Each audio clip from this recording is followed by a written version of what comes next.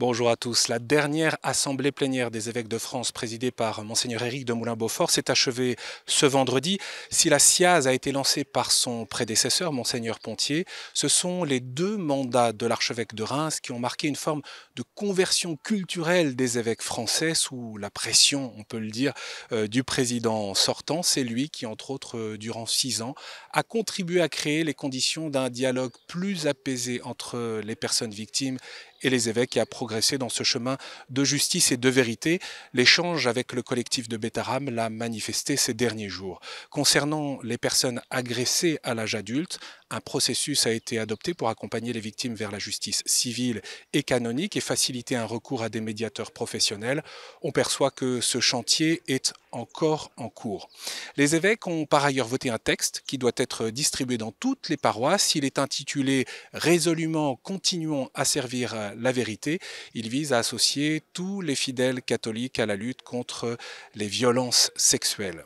L'autre moment marquant de cette assemblée fut évidemment l'élection de l'archevêque de Marseille comme prochain président de la conférence épiscopale, un plébiscite pour le cardinal Jean-Marc Aveline qui s'est imposé comme une évidence, avec un vice-président de la continuité, monseigneur Vincent Jordi, archevêque de Tours, qui effectuera un deuxième mandat, et monseigneur Benoît Bertrand, évêque de Pontoise, personnalité jusque-là sous les radars médiatiques, mais connu pour son attention à la santé morale, physique et spirituelle des prêtres. Le prochain secrétaire général, le père Christophe Lesourd, connaît bien les rouages de la conférence épiscopale. Il aura à accompagner une réforme censée simplifier les structures, mais dont la mise en œuvre est à la peine. L'équipe nouvellement élue à la tête de la CEF a d'ores et déjà insisté sur sa volonté de ne pas baisser la garde en ce qui concerne la lutte contre les violences sexuelles, mais souhaite aussi qu'il y ait de la place pour d'autres sujets de réflexion et de travail lors de ces assemblées plénières. Et en même temps, les évêques ont bien conscience de la crise émergente au sein de l'enseignement catholique et des internats. L'Assemblée a envoyé un message très net par l'élection de monseigneur Mathieu Rouget, évêque de Nanterre, à la tête du Conseil pour l'éducation, et la nomination de Guillaume Prévost, nouveau secrétaire général de l'enseignement catholique.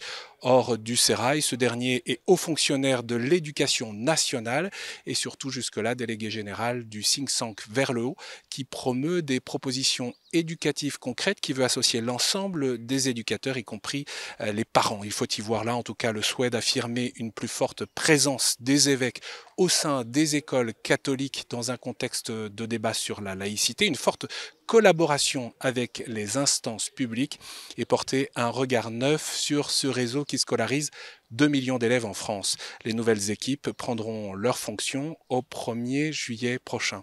N'hésitez pas à retrouver nos programmes sur l'Assemblée plénière des évêques de France sur notre site 4totv.com. À bientôt.